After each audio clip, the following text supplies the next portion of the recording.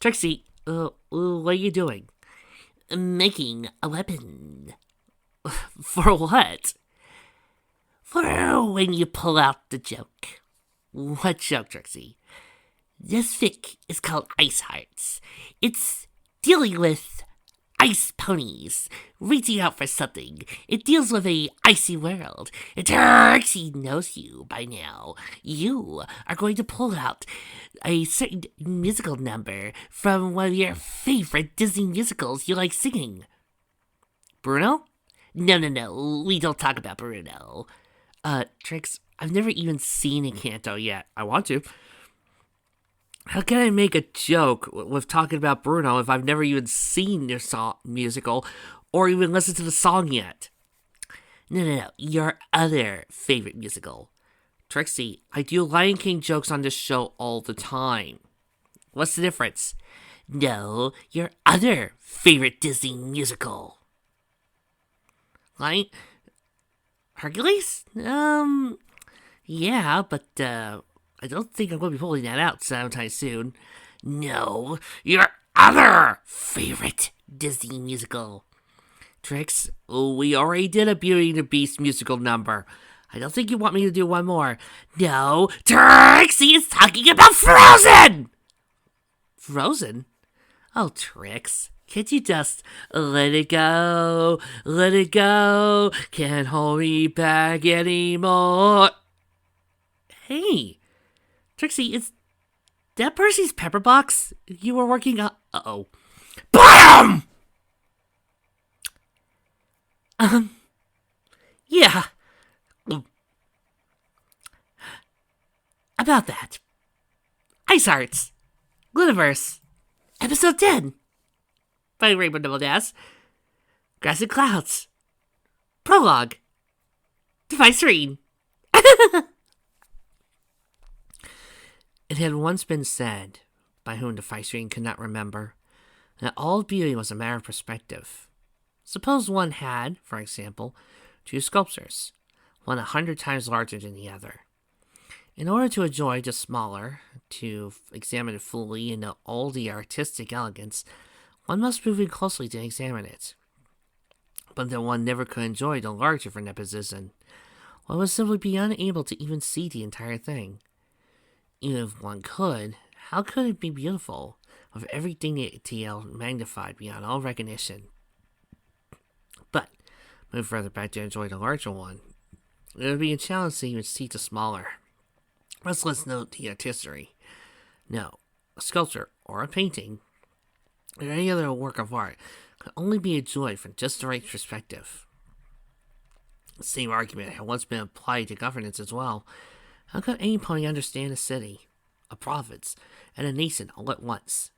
Focus on the city, and one would be too close to understand the national interests. Serve the nation, and one would be too far away to know what is occurring in the city. And, so no one should pick a realm and stick to it. One could, perhaps, try to rule a city, but then one should forsake national interests, or to rule a nation, but surrender control and possession of the city to another official. Only then could good government be maintained. It was, in the Feisteen's opinion, complete and utter nonsense. Puissance nocturent autopus gola Feisteen of Equestria. She was the rule of California and Palermo, as well as numerous other sub-provinces located within their borders. She wielded the highest political power imaginable, bound only to Princess Celestia Equus herself. In terms of ministry, she held key positions on 6 of the most important and vast, albeit unofficial, influence on many of the rest. Ministries? Oh god, no, we can't do Fallout! Combine that with her vast wealth and other resources, and her power grew to even more rarefied heights. But despite all that, the reason she was walking down the corridor with a personable step, the glare in her eye, had nothing to do with the most weighty of national concerns. This was not a matter of national security, nor national welfare, or a provincial security welfare, or even a city's welfare or safety. Rather, this was concerned with a tiny, single 5-acre park.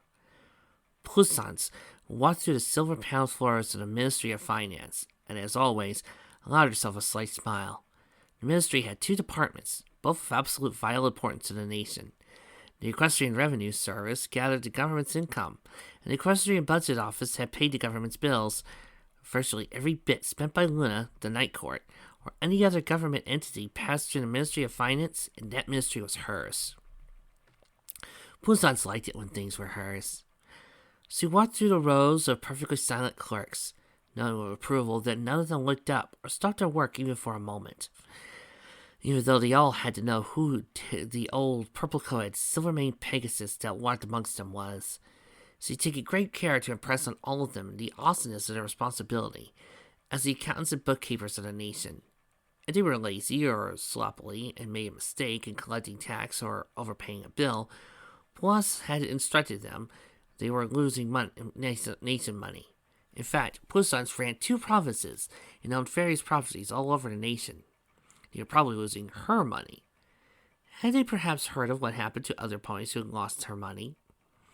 She should have given them references and addresses if they needed it, although it might take a while to contact them, since their new homes in the Griffin Kingdom in the Mild West and Napon took a while to contact by post. Other nobles sometimes complained that their clerks were sloppy, that they chatted during work or were a few minutes late from lunch, or that they occasionally made mistakes. Poussin listened to their complaints and smiled to herself. That was never a problem in her ministries, but of course they were hers. The viceroy stopped by one of the mid-level employees, a middle-aged former actuary with a dull orange coat and a mud-colored mane. He was in charge of the expenditures in Connecticut, among other things. "I want the file on Sunshine Park in eastern Brazil," she ordered. The clerk immediately bent under his desk and retrieved a thick file, which he gently placed on the corner nearest Poussin's. This moment he received his work. Poussin nodded slightly and took the file. Then she went to the only vacant desk in the room, a silver-plated amethyst studded thing that looked more like a work of art than a place of work. Well, she sat at the desk as if it were any other, and opened the file to make sure all the relevant forms were there, and got to work. She knew of a few other nobles thought it odd that she sometimes personally contributed to the ministry's efforts, as if she were a commoner clerk. Her response at such comments was that she liked to audit her clerks from time to time, and verify they were actually collecting every bit the nation was entitled to, and limiting any and all forms of waste from the government projects. And this was true. But it wasn't the real reason she was there at the moment. The real reason was that this park was going to be hers. The park was government funded in order to provide a green space to a quiet little corner of Equestria that lost a lot of its surrounding greenery in a bad wildfire. But a private company was actually going to build, then maintain and operate the park itself. Poussin's owned a company that, several steps down the line, was going to build and run the place. It would be her park. That meant she was certainly going to make sure it was the best park it could possibly be. "Total budget," she said to herself, as she made note of the figure. "Line item, budget, pass, gravel expenditures, 3 bits, 2 tangles per unit." Aha! She'd done her homework before, and she knew of a new but reliable vendor in the area that would sell gravel at 2 bits, 9 jangles per unit, when buying quantity. She drew a line through the old figure, wrote into new, made a note to the side of how much money would be saved in the whole park. Fences, signposts, signs, good, grass, seed. The grass seed being purchased was, in Poussin's opinion, an inferior type. It might look cheaper at first glance to a clueless bureaucrat, but it would wilt and die very quickly, with a bunch of bright foals running around and rolling the stuff. When you factored in maintenance costs and the expenditures incurred in replanting the grass much more frequently, it made more sense to use a hardier variety. Plus, the second variety was a better shade of green in Poussin's opinion. Flowers, lilies, daisies, violets, roses, impatiens. Roses were more expensive than they worried, and the color schemes of impatiens clashed with others.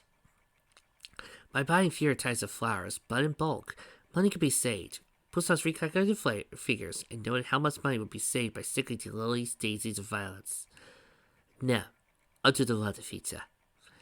And so it went. Poussin's, who had no committee meetings on other matters that night, went through each and every item on the park budget. By the time she was done, she had saved about 5% of the budget. The Ice Ring nodded approval. She never met a budget she couldn't save at least 3% waste in it, and anything above 10% usually warranted firing the offending clerk. 5% was very good. Perhaps better a word of praise for the clerk with the mud-colored mane, but that would come later. It's time for the pun part. Let's see, said Poussin to herself, eyes bright and sparkling. What that 5% could buy my park? There was a small plot of land just slightly south of the park's location.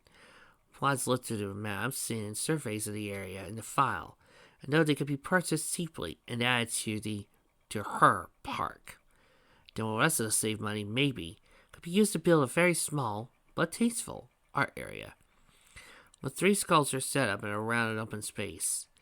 The image formed in her head. Her park would have a few sculptures in that little area. It would be wonderful. Yes, she used that one sculpture from Huffington, whose work she had been planning to attain, if only she could find a good place to show it off. This would do very nicely. She added the annex and sculptures to the park. Incidentally, acquire a few more works of art as she wanted to, and display them in the general public. And it wouldn't cost the equestrian taxpayers a jangle more than they already budgeted.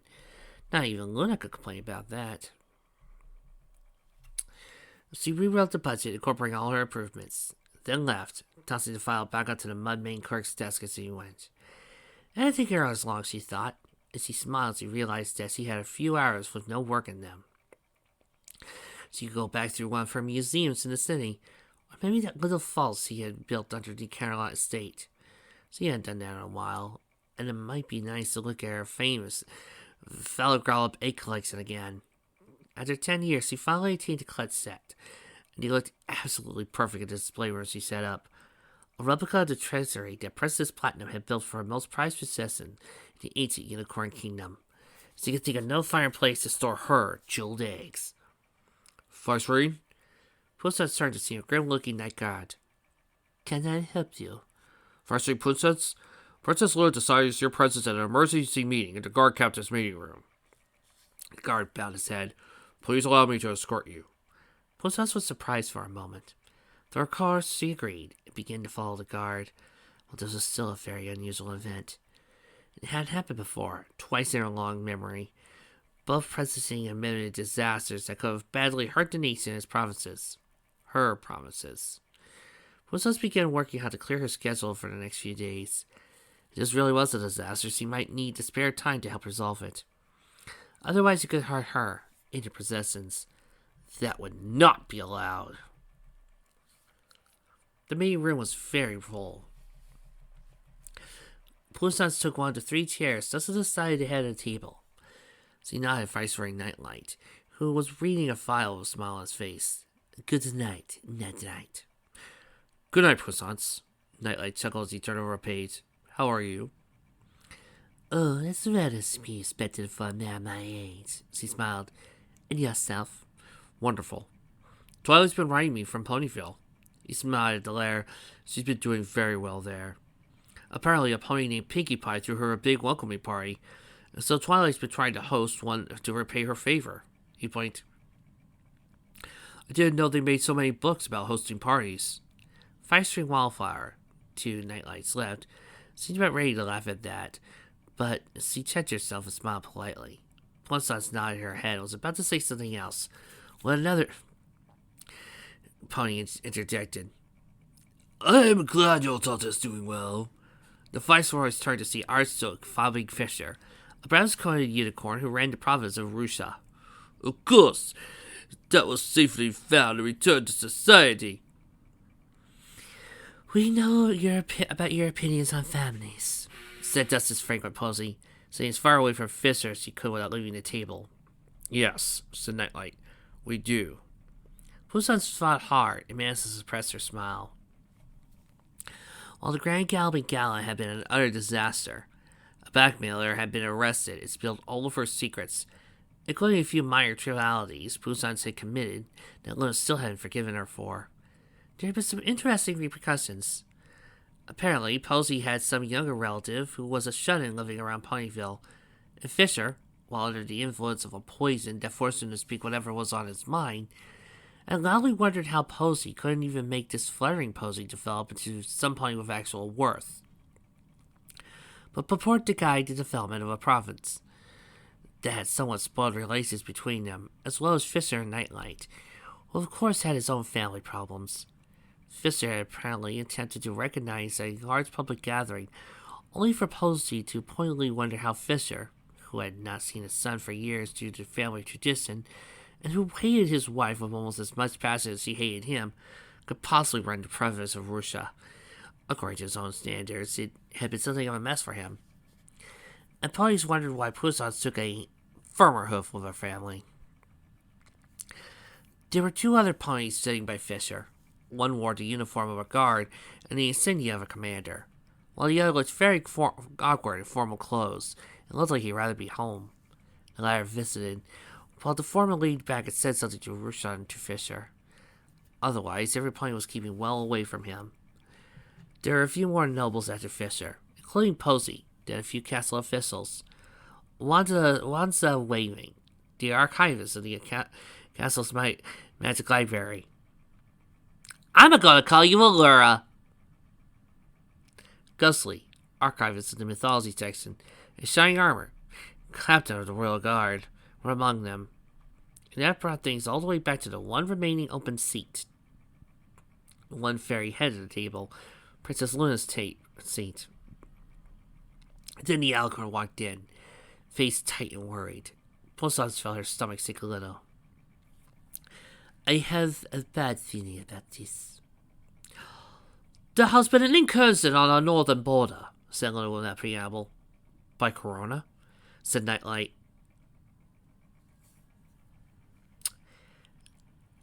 Grabbing the joke slits. Phone joke aborted! "No, why something we aren't familiar with." Luna nodded, visiting Colt sitting next to Fisher. "Mr. Whittaker, would you care to repeat your story?" Whittaker gulped. Okay. My special talent's mechanized flight, right?" He stood so every pony could see the steel wings emblazoned on his flank. "I wanted to test a new thing I was inventing, but I wasn't sure how safe it was. See, it's like a saddlebag or a pack roll that contains this magical airs you ponies can use to propel themselves places."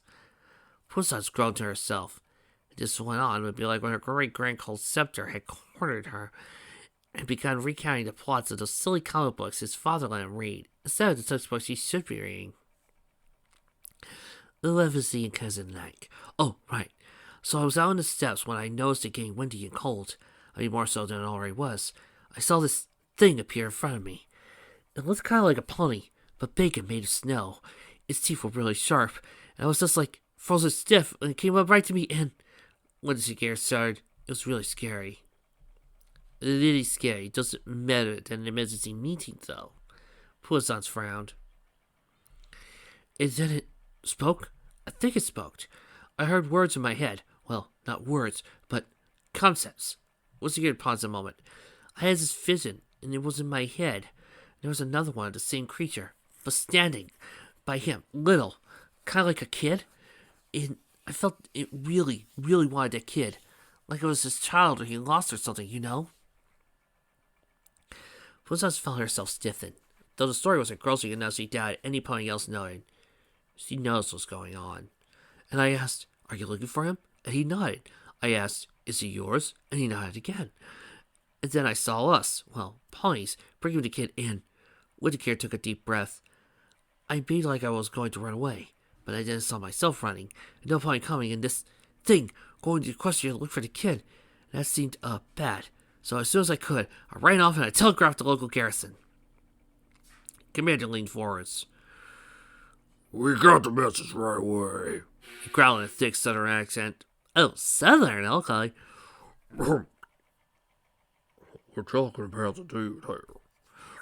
Starting out to the guard, and got a shout about older in the day.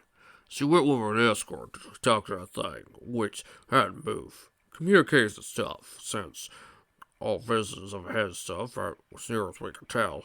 It's like Whittaker says.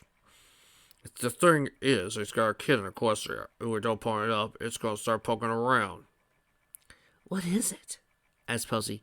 "Could it be a regular pony, baby with talent towards winter spells?" Doubt it. Said about brought some gizmos the egghead and Caroline dreamed up.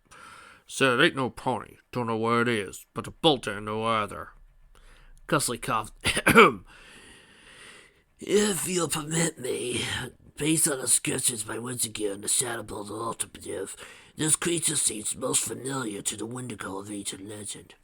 A pony-shaped entity which feeds on hate and spite and brings winter wherever it goes.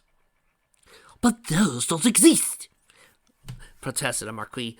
Those are just stories we tell about fools. Get along, or windigos will eat you. They are real, said Luna. My sister and I have dealt with them. Poussin said nothing.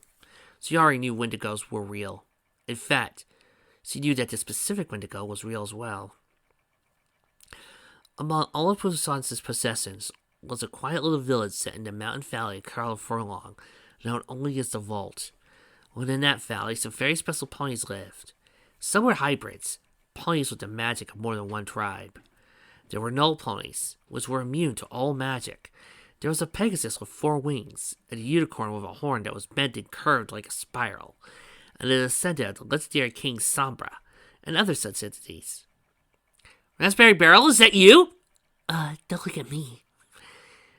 There were some of the rarest ponies in the world, and they were hers too. They loved her, because she provided for their every need, and also when we asked in return that they were to be hers, that they live in her valley and abide by her rules. Could even the finest painting or palace compare to the rarity and splendor of such creatures? Okay, that's slavery, babe. We're taking you down. The most recent addition, though, had been a pony that was rarer than all the rest in her collection. This was a half pony, half windigo hybrid foal, a bouncy and bubbly pony named Ice Heart, whose body was perpetually half frozen and liked nothing more than making snow ponies and chasing his friends around to play tag. To Poisson's nose, he was the only one such hybrid in history. In that sense, he was perhaps her very rarest and most valuable possession. And now his father wanted him back. We of course don't know if such a child really exists, Luna was saying, but it seems clear that the Windigo believes it does. How long do we have, Commander Storm? The Showboy said he persuaded the beast to wait for 2 weeks, said Storm. Luna nodded. All right. I'd like to hear your thoughts on what to do. It seems clear to me, said Poussin.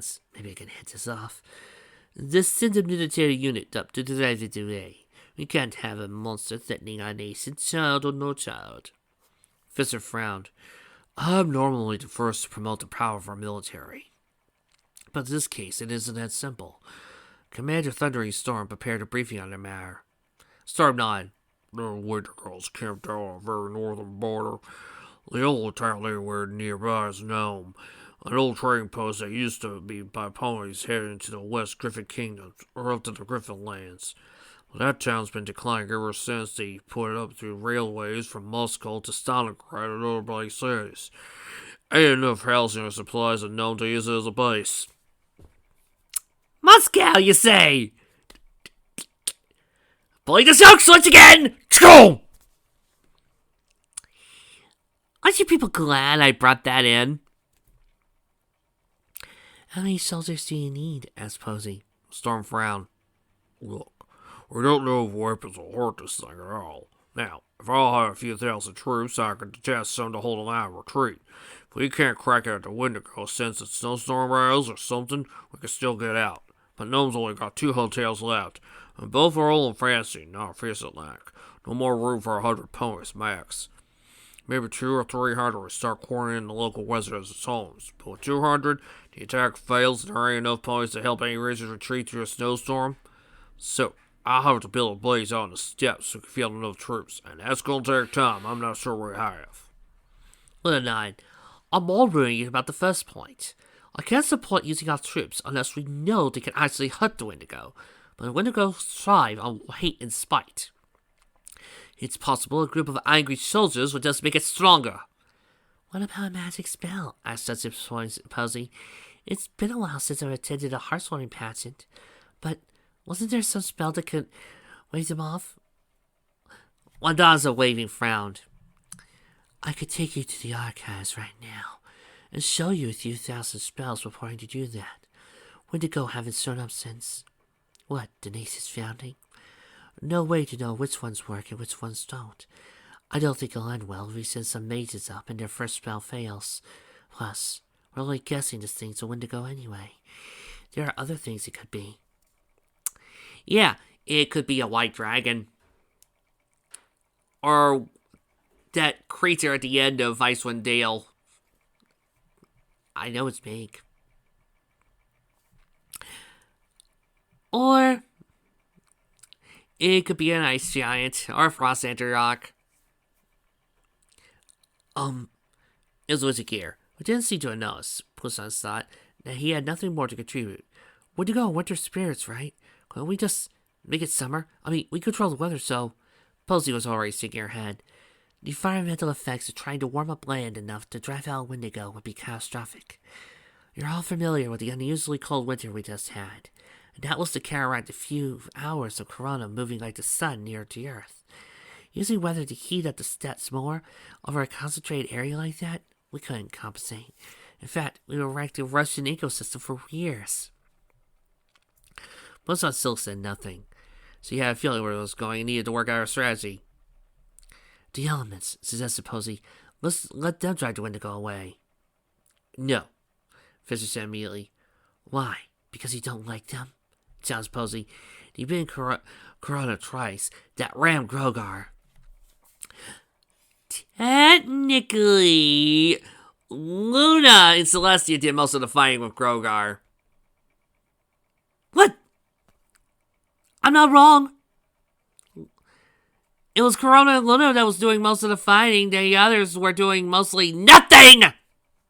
Yeah, still miffed. See, this is what happens when you have the gods take over your scene and have them do most of the work. You kind of make the cool, main characters seem less cool in response. Actually, that's another good example. For all you role players, think of it as if the DMPC did everything! Both entities the elements have fought before, said Fisher. As I understand it, Princess Luna used the elements against her sister. Both princesses used them against Grogar. They've never been used against the Windigos. We have no idea they will work. And they fail, and if Windigo kills even one of them, I assure you all we have much bigger problems. It is my belief, said Luna, based on my knowledge of the elements, they will indeed work on a hostile Windigo. But we don't know, Monsieur. As Minister of War, I can't condone risking such vital national resources. Bits, please. Wait, said Nightlight. Every pony turned to him, and Poussin's frowned. He didn't look like the stern, unwavering warrior that he so often appeared in court events. He looked almost tender. The Windigo has done nothing hostile thus far, he said. It did not attack either Windigear or the Shadow Bolt. Its ultimatum wasn't that it would attack us, but it would start looking for his child. I think we were making a mistake if we treated hostile right away. I'm with Nightlight! But we can't have it standing there, said Fisher, and I doubt it will leave if we ask nicely. And he's violating Boulder immigration laws, hazarded a young Viscount. I mean, that's kind of hostile, right? Maybe it's just because of my own recent experiences, but I think we ought to reconsider locating the Windigo's child, if it exists, and allow them to meet. Nightlight set his eyes for a moment. For all we know, he's just worried that his child is lost, wandering around Equestria without his parents. For all we know, he's right. If a pony lost a child, we all support reuniting too. Is this really different? Well, we can't trust the Windigo, said Fisher. We don't even know if the child exists, is alive, or within our borders. Be that as it may, we should at least look. Either present the child or necessary to protect it from the Windigo, said Nightlight. His voice sounded unusually calm and sincere to Poussin's. Then the other nobles began to all talk at once. If we present it, we cannot guarantee its safety. Well, maybe if we get the elements involved, might not even exist. Maybe we could fake it. What if it's working with Corona? What if we could get the Windigo to ally with us against her? What if there were more Windigos? Diplomatic relations. Perhaps it's a hoax? Poussin said nothing. I thought to herself, If she knew Luna, the soft-hearted monarch would at least take some of Nightlight's suggestions on board. If the Wendigo was safe, she wanted to at least have the child and the adult meet. And not, she wanted to ensure the child's safety. At the moment, Luna looked like she only knew of Poussin's had an artist's colony in the mountains. She did not know of Ice Heart or its other inhabitants. They gave her some latitude for the moment, but she had to choose soon. Surrender the foal, hide Ice Heart. What are her options? Turn yourself in for slavery, you bitch! Option 1, her first thought, was to say and do nothing. Luna probably had no reason to suspect Poussin's head Ice Heart, and personally, Poussin was quite confident the elements could and would be used to send the Wendigo back wherever it came from. But there was a chance, albeit a small one, that the Wendigo could do some damage before it left. And if that happened, well, Poussin might be able to keep Ice Heart's secret for the time being. But when there was a slip-up in 5 or 10 years, Luna would remember. She would want answers. Besides, for all Poussins know, the existence of Ice Heart and the others have been known to the Blackmailer, or perhaps the Shadowbolts. Luna might in fact know of Ice Heart. Keeping the secret now, with a clear present danger before them would likely end Poussin's career. And she would not allow that to happen. Her career would not be lost to something like this. Poussins, you are right now very, very getting to, I'm about to hit you with every single druid spell in my book. Option 2 was just to present Ice Heart to Luna, and lost her hopes of it. Smart! But that was a bad option too. Dumb!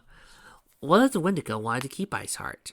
Luna wouldn't like that at first, but maybe she'd be swayed by a claim of actual parenthood.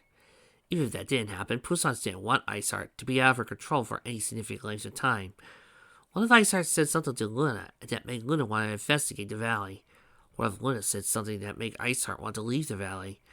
What if Ice Heart just saw something that made him yearn for the outside world? That wouldn't be allowed either. She worked too hard to convince the Volt ponies that their little valley was the best place for them, and he needed nothing else. So no giving up her foal to Luna just like that. Ice Heart was hers, and she would stay that way. But Poussins was, technically, Ice Heart's adopted mother. Once she brought Ice Heart up north herself, going with Luna whatever forces she took. Luna couldn't deny her that. Of course her mother would want to be with her foal on such an important mission. That would give Poussins control over what was going on.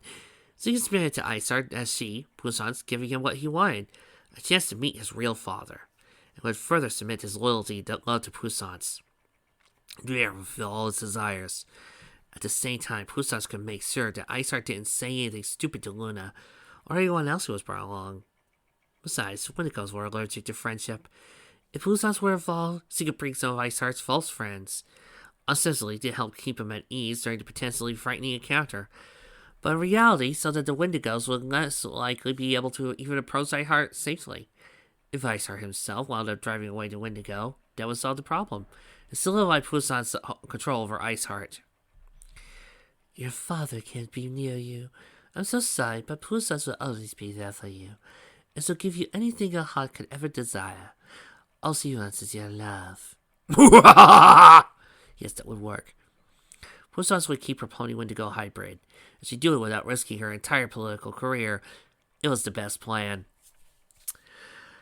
Okay, that's it. I'm bringing out the flame strike.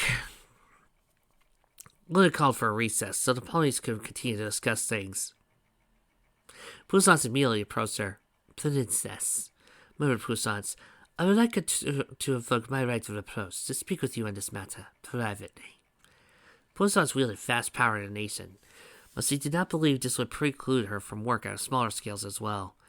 She was Vice's Poussins Nocturne Autorius Golo, and she would manage each and every one of her possessions, from her princesses to a little foal with one of her many, many properties, because they were hers. And that was what mattered. Kill the bitch!